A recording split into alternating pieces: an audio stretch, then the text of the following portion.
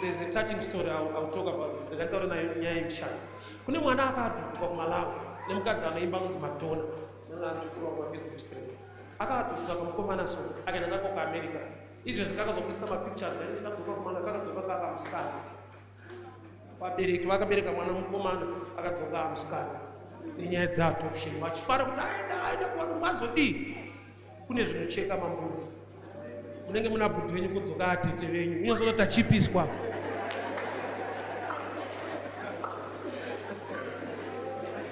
Unozoona kuti saka rugare rwacho runa Satani futi. Ufunge chakanaka chisina Mwari achina mbonaka. Zvauri kufarira zvese zvikashaiwa nyasha dzaMwari, zvinhu zvinouraya munhu, zvinokuvadza izvi. Toti kuzodza kunobva kuna Mwari, but pane munhu aiteera munhu. Ende akakuwana.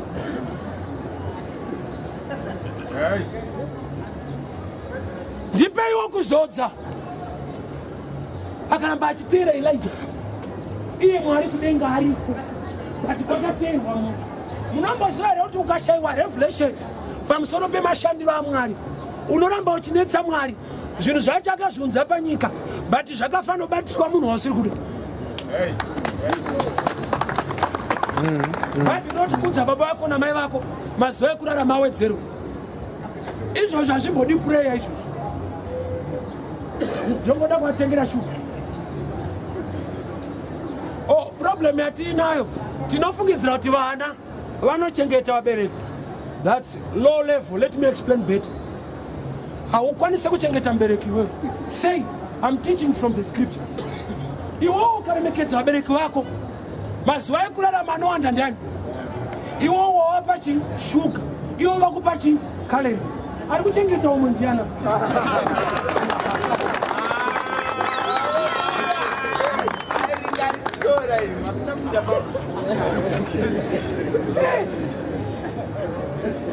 Ari kukupa mazuva ekurarama ane simba kudarika iwo wamupa shuga yebrown.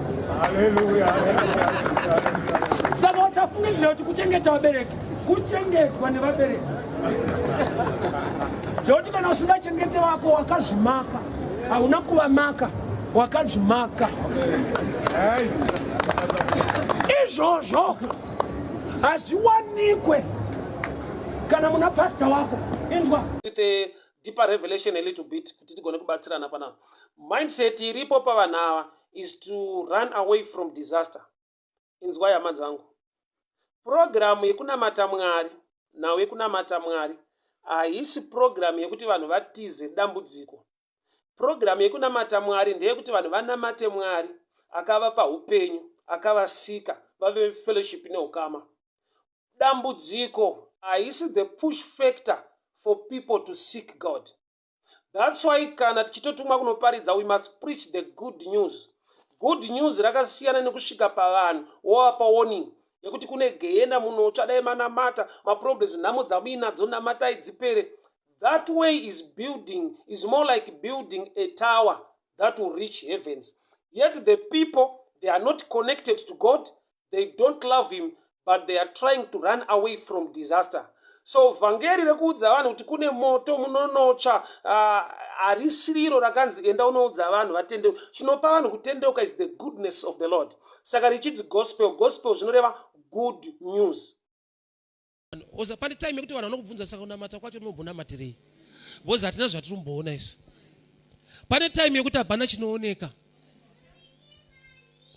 Uchitonamata hapana chinoratidza kuti munhu anonamata uyu. Zvinodaro. Asi nguva inokwana nekuda kwokuti Mwari wacho wakatendeka. Zakaria akapiwa expiry date yeproblem kuti pachaberekwa mwana uchataura.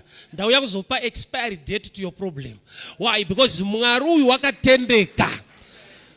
Chawakaita uchiitira Mwari, Mwari ngavazviratidze muupenyu hwako. Nyika ngaisvike painoziva kuti unonamata Mwari mupenyu asingakanganwe. God is so faithful. Mwari havakanganwe.